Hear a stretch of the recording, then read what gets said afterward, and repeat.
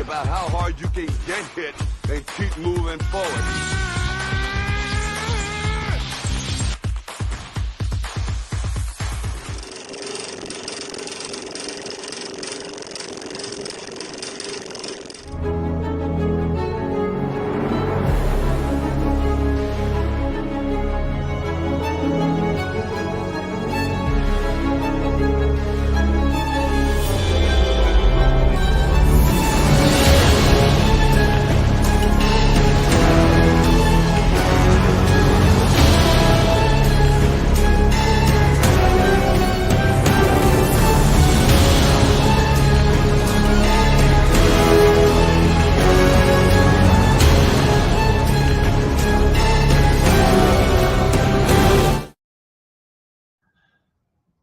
Lights, camera, action. Hey everyone, I'm Greydon, and this is the Director's Cut right here on the Bloodline Entertainment Network. Exclusively, I should say, on the Bloodline Entertainment Network. So you can find me doing these type of things, going deep dive into the world of movies. Right here at the Bloodline Entertainment Network. We have everything for you. Everything from video games to movies to entertainment and wrestling and more. We have a lot more on our website now. We got a bunch of great writers. Yours truly even has written 2 articles thus far on his on the Bloodline Network website. That's bloodlinenetwork.com. Check out our merch store. You can find that on there too. And down in the description below is all of our social medias where you guys can come and find us daily right here on the BEN. We have a lot of new programming coming your way, so stay tuned for that. If you haven't caught me doing my new programming, I do something called Coming Attractions, where I go through some trailers and react to them. So check that out. Our first one's up. That's Wonka. These will be periodically as a trailer comes out that is something worth reacting for. So I won't do all the trailers, but I'll do quite a bit of them. Anyways, without further ado, today, if you see down below, your mission, should you choose to accept it, is to come with me as we deep dive into the world of movies right here on Mission Impossible Dead Reckoning Part 1, right here on the Director's Cut. And what I plan on doing today is not only do I plan on taking you through the timeline, which is the chronological timeline is pretty easy here because the movies go in order. 1, 2, 3, 4, 5, 6. Yeah, to 7. But this is part 7. They all are in order, but I'll give you a little synopsis of each one, so that way you know where we're going in the storyline as I talk about Dead Reckoning Part 1. All right, so here we go. The first one, Mission Impossible, started in 1996. Wow. 2026 would be 30 years. If they do this for another 3 years, if this writer strike and actor strike prolongs Dead Reckoning Part 2 to 2026, this franchise would be going on for 30 years. Wow. That's amazing. And Tom Cruise now here's a little trivia for you. Tom Cruise now is as old as John Voight was in the first one. In this movie, Tom Cruise is as old as John Voight was in the first one. Think about that.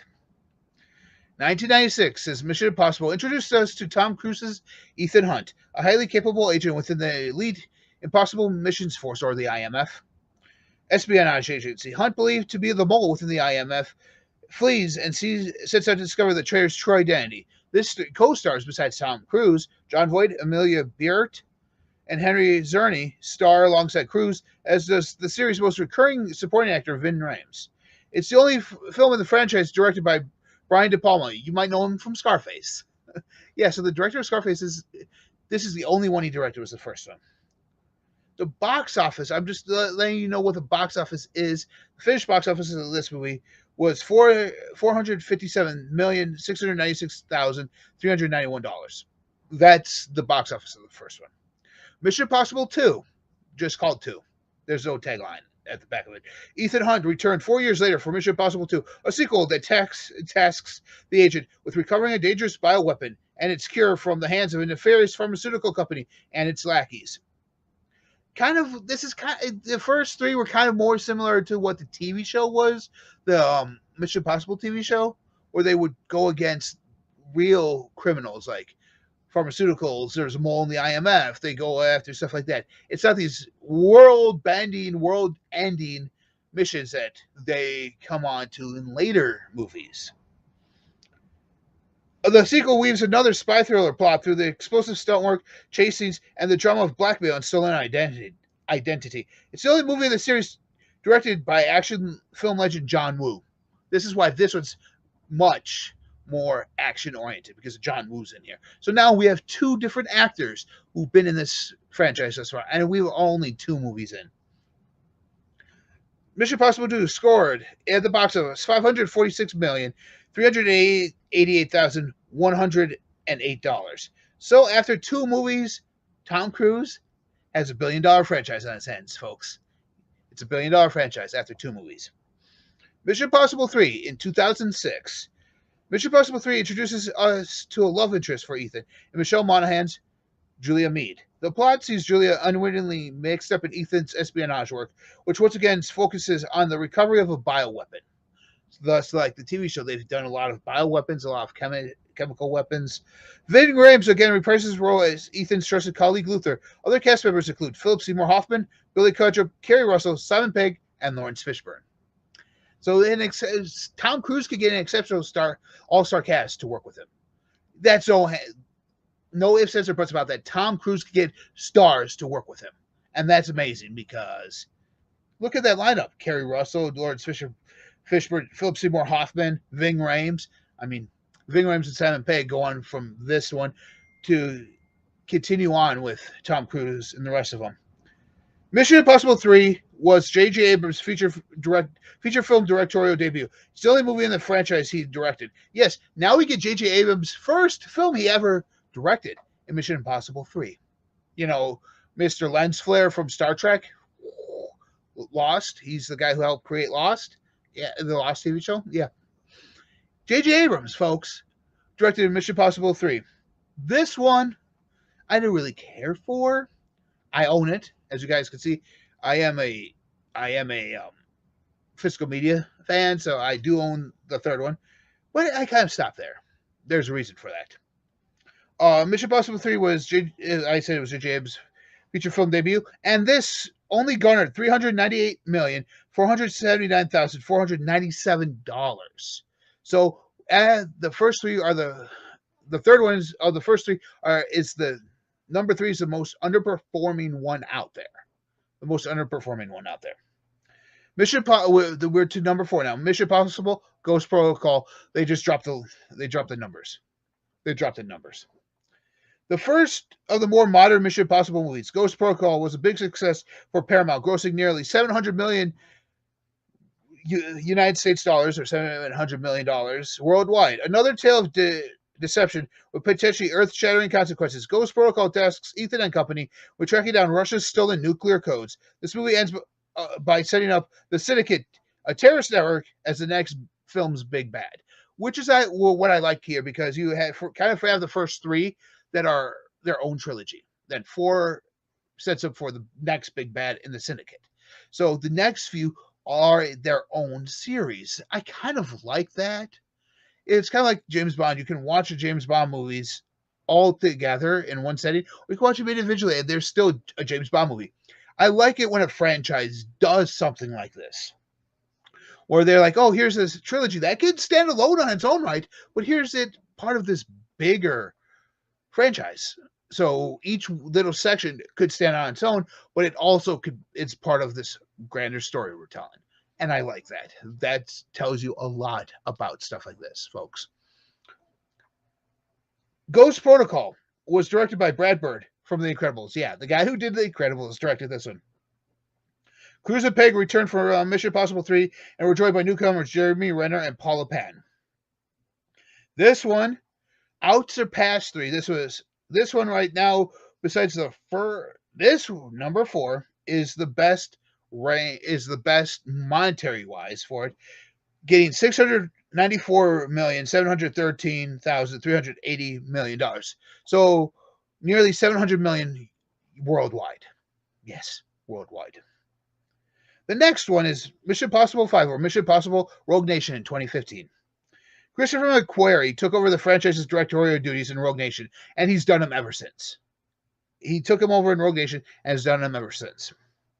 So we have now in 5, we have one director doing 5, 6, 7, and Dead Reckoning Part 2, which will be number 8. So, and has held on to it since then. A frequent collaborator, Tom Cruise's McQuarrie, has made the 2 most critically acclaimed Mission Impossible movies and the 2 of the 3 highest grossing ever.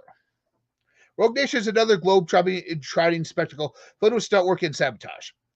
This time around, Ethan Hunt faces it off against the Syndicate, a shadowy terrorist organization which was set up at the end of Ghost Protocol. Joining Cruz, Peg, Renner, and Rames in Rogue Nation are Rebecca Ferguson, who stays on with the team, Sean Harris, Simon McBurney, and Alec Baldwin. This box office score didn't compare to 4, but it's a good outing by a new director. $682,714,267. So after 5 movies, Tom Cruise has like almost a $2 billion franchise on his hands. Slightly over a $2 billion franchise on his hands. After 5 movies. Wow. That's impressive. No wonder the guy wants to save the movie theater experience. Number 6, Mission Impossible Fallout. The most recent Mission Impossible is the franchise's most critically acclaimed and commercially successful film. Fallout features a healthy servings of Mission Impossible staple ingredients, government conspiracies, double crosses, and bombastic set pieces. But it's stated in IGN's review, the main draw is watching Tom Cruise do his death-defying thing. Yes, this one actually shows us that Tom Cruise actually does his own stunts. He's 61 years old in Dead Reckoning Part 1, the actor is. He does his own stunts in there, and I'll explain a little bit more when I get into that review.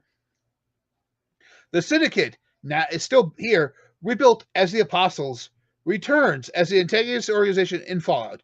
Ethan Hunt is accompanied by Henry Cavill's August Walker, who is tasked with recovering 3 plutonium cores to prevent the detonation of 3 nuclear bombs. So we're kind of going back into the basics with this one, but it's still the Syndicate organization, just rebranded. Cruz, Peg, Rames, Monahan, Ferguson, Baldwin, and Harris all return from the series past, while Cavill leads a group of newcomers that includes Angela Bassett, Wes Bentley, and Vanessa Kirby. Some thought this was Tom Cruise handing the mantle over to Henry Cavill's character. Some really thought that Tom Cruise is done. Here's a new team coming in, led by Henry Cavill. That's what many people thought. I even thought that going into Fallout. When I was in the process of watching the movie, I even thought that this was the end of Tom Cruise. This was the end of Ethan Hunt's story. And it will just continue on with a new group of IMF agents. Like the TV show did. When somebody dies or they are captured or caught, the secretary disavows any knowledge of their actions. And it's the truth. Look it up in there. It's right before the message self-destruct, it says that if you or any of your team are caught or captured or killed, the secretary would disavow any knowledge of their actions, because the IMF was a secret covert espionage group. So yeah, the government would deny any existence that it did happen. This one, like I said, was the most acclaimed and financially successful. It was $791,115,104,000. Wow. He's now sitting at almost $3 billion franchise going into part one of the last two movies. So here we go. Dead Reckoning. Now here's a review of Dead Reckoning part one. Thanks for bearing with me during that time, during that synopsis rundown. This is the first of two blockbusters in Dead Reckoning Part 1 and Part 2, which Part 2 is slated to come out to theaters next year. Unless they film them back to back, I think it might be pushed back. But that's just me because of the writers and because of the writer's strike and the actor's strike that's going on right now. I really think this is going to be pushed back. I could be wrong. They could have filmed both parts simultaneously, which, if it's the same story, they probably did. That way, it's fresh, it's there, it's done. We don't know. They never said anything about it. And during the press junkets for this, Tom Cruise was tight-lipped, saying that he wasn't going to say if these were filmed back to back. Neither did Simon Pegg, neither has Ving Rhames. Nobody has said if these were filmed back to back. If I had to take an educated guess, I would say yes. They were filmed back to back. All right. This is a direct sequel to Fallout. Direct sequel. Maintain the synchronology between the series narrative and the release chronologically. Here's the official synopsis. Dead Reckoning Part 1. Ethan Hunt and his IMF team embark on their most dangerous mission yet to track down a terrifying new weapon that threatens all of humanity before it falls into the wrong hands. With control of the future and the fate of the world at stake, and dark forces from Ethan's past closing in, a deadly race around the globe begins, confronted by a mysterious, all-powerful enemy. I'll get to that in a moment. Ethan is forced to consider that nothing can matter more than his mission, not even the lives of those he cares about the most. And I'll reread that last part again. I want you guys to pay attention to what is said there. Ethan is forced to consider that nothing else can matter more than his mission, not even the lives of those he cares about the most. Sounds almost backwards to Fast X in this last one, and with a huge weapon that destroys Dom's family. Maybe Fast X is learning a thing or two from this franchise. I mean, it wouldn't hurt them. It seriously wouldn't. All right. So now into my review after the synopsis. Tom Cruise, 61 years old, like I said, and producer still insists on risking life and limb for our viewing pleasure. Doing his own outrageous stunts and action scenes that make only the minimal use of CGI. So the CGI in here was very minimal because it was all done by wires and Tom Cruise himself. We also see Cruise's Ethan Hunt, an agent with the Impossible Missions Force, or IMF, tearing up the streets of Rome in a tiny yellow Fiat, riding a motorcycle off a cliff, and in the most astonishing sequence, hanging on for dear life after a deadly train derailment. Okay. I wanted to stop right there and talk a little bit about these set pieces. When he's driving the motorcycle, they literally strap the camera on in front of him. And so he's driving the motorcycle and you're actually seeing his face. That was actually a camera strapped to that motorcycle. Period. That's how they did it. There's video out there that shows that him going off the cliff with the camera attached to the front of the motorcycle. The train was built exclusively just to blow up in this movie for the train derailment. They purposely built the entire train just to blow it up. That's how crazy Tom Cruise is about making sure these stunts look real. And I can't fault him for that. You can tell when a stunt is CGI, is a lot of CGI based as compared to practical effects based. And the practical effects ones look better. They feel more realistic in that scene rather than just, it's that fire is superposed by a computer. Who knows? Maybe going back into the past is the future of movies after all. Maybe practical effects will come back out. After all, we all know what happens when you tire out a CGI artist. Isn't that right, Marvel? Isn't that right, Marvel? I'm looking at you. Look at you, Kevin Feige. Don't worry about your graphic designers because it's going to be horrible if you do. All right. The plot connects these sequences in a preposterous, of course, but a way that's easy to follow. And essentially, timely twist, the big villain at this time around is artificial intelligence. That's right. The all-knowing, all-seeing enemy that's everywhere and nowhere all at once. Artificial intelligence. What does this sound like to you, folks? Something like we're going through today, what the actors and writers strike is about, the use of artificial intelligence to do their jobs. How Chat GPT is a huge thing right now. Who knows? Artificial intelligence would be taking over. Maybe the Terminator movies were right. Maybe Skynet is taking over, folks. Maybe Skynet's taking over. And if they did, remember it. I consider myself a teacher. And I'm just teaching you the facts of movies, folks. So,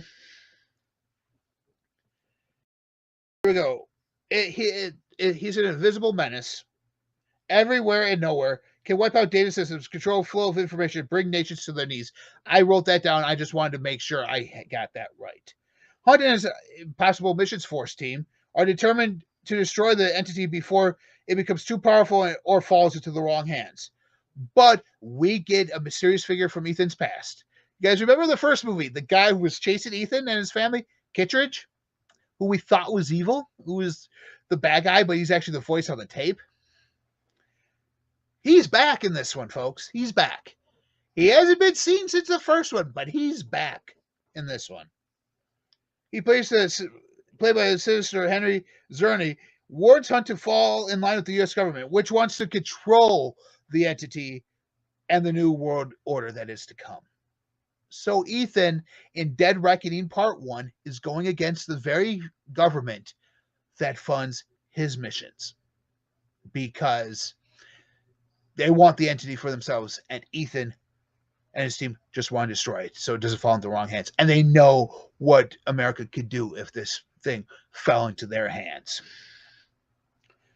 This is normally the first time we see Kittredge since, like I said, since the first film. To my mind, to my knowledge, the first one is my favorite one of the franchise. This one comes in as a close second. But I can't put this one in here because this is a part one of a two-parter. So this is not a standalone story yet. So my first one's my best one. It's my favorite one.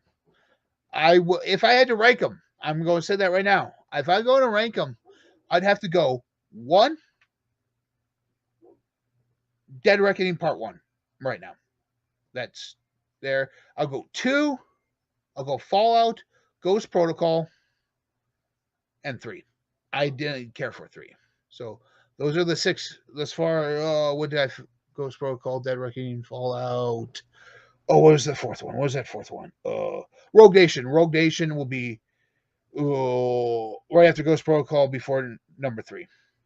Yeah, before number 3. Yeah, right there. But that said, director and co-writer Christopher McQuarrie has done a sassy job with the most recent ones. Rogue Nation, Fallout, and Dead Reckoning Part 1. So if you haven't seen if you haven't seen this one yet, go back and watch Rogue Nation, Fallout. You can see how this director works and how the movies are paced. I love the pacing of this film. I love the pacing of those other two as well. I mean, they might not be my favorite ones because I go for more story in my espionage films, not action. I know there's going to be a lot of action in there, but I prefer a story overall. Anyways, to each their own. There seems to be playing slight tribute to the 96 film, even evoking his horrific early set piece in which Hunt watched helplessly as his IMF teammates were murdered one by one. Yes, he replays that scene again. That trauma was formative. It explains why in movie after movie, Hunt has reportedly put his life on the line for his friends. And that's what Ethan does as the leader of this team. These guys are his team. These guys are his family. These guys, Ethan would do anything for, even die for them. Because that's what a leader does. If you've kept up with the series, you'll recognize those friends Here, you will recognize Ving Rhames is back, Simon Pegg, and Rebecca Ferguson are back. You may also remember Vanessa Kirby reprising her Fallout role as Ruthless Armsbroker, giving in a single sequence perhaps the movie's best performance. Yeah, she's only on here for a short time, but it's a memorable one. I'm just going to leave it at that. I'm not going to spoil that one for you. There's some intriguing new characters too, including a wily thief, well played by Haley Atwell. Yes, Captain Carter's in here, who draws Hunt into an extended game of cat and mouse. And Palm Clementieff, Mantis from Guardians of the Galaxy, steals a few scenes as a mysterious assassin, as does Isai Morales as as the enemy from Hunt's past. So Hunt's past is coming back to him, and Isai Morales is phenomenal in this movie as the villain. I'm shocked that he waited this long to use him. And I'm kind of shocked that way. I lost my notes. Bear with me for a moment. Sorry about that. Let's see. Here we go. There's a lot of characters, double crosses, chases, fights, escapes, and explosions to keep track of.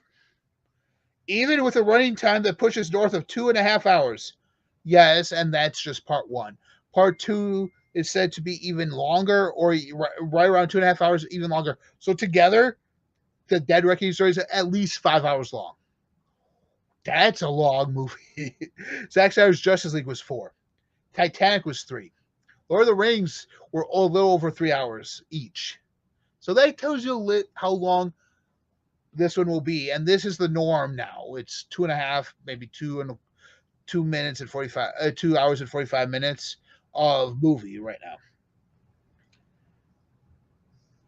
The movie never loses its grip. McQuarrie, a screenwriter first and foremost, paces the narrative beautifully, building and releasing tension at regular intervals. Yeah, the action sequences on here will give you edge of your seat performance. If you like those edge of your seat movies, then this one's for you.